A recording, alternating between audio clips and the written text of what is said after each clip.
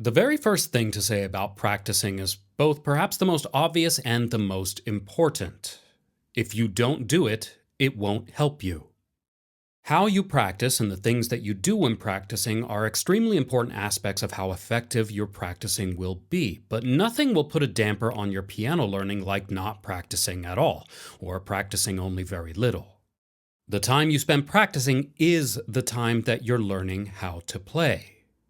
Watching lesson videos and listening to me explain things and all that, that's not where you learn to play. You learn to play by practicing, by applying the things you've been introduced to in your lessons to learning actual music. One of my favorite teacherly things to say to my students is, I don't teach you how to play, I teach you how to teach yourself how to play. You are the one who learns by doing it yourself.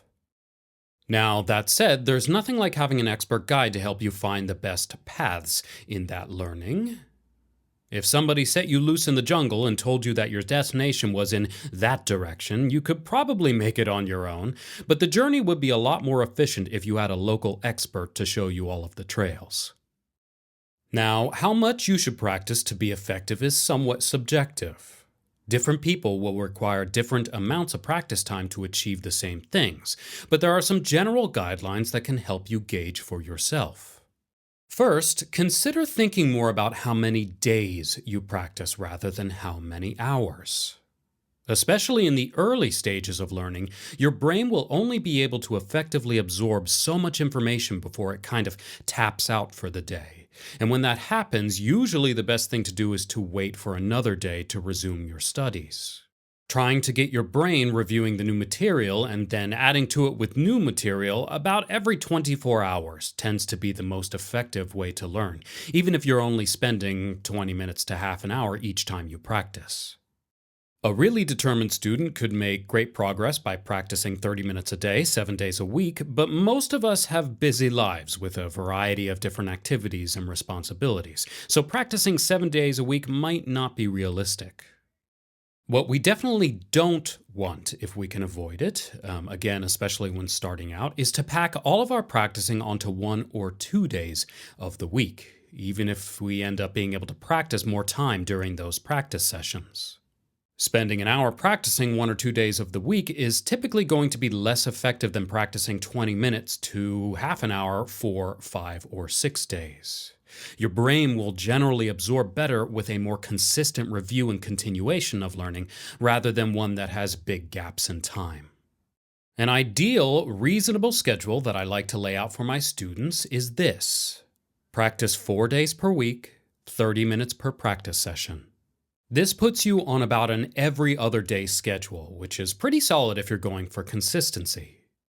Now, with only 30 minutes, you do need to be a little disciplined in how you practice, but we'll talk more about that in a moment.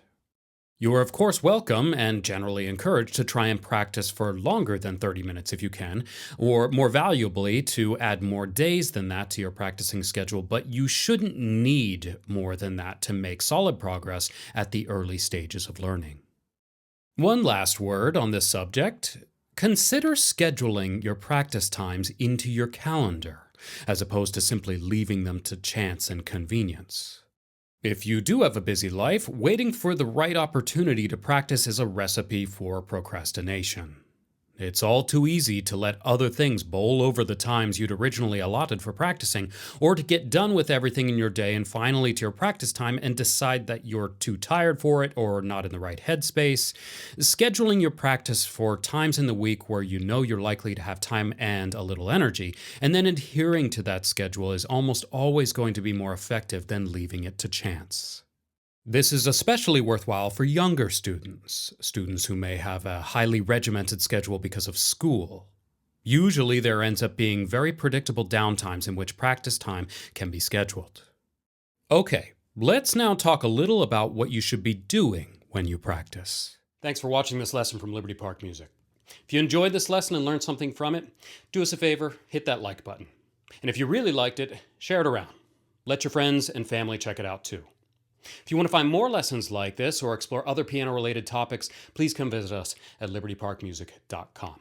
We have full piano courses ranging from beginner to more advanced levels, and everything is online and streaming 24/7 so that you can design your music learning around your schedule and learn in the comfort of your own home from a talented roster of professional teachers and musicians.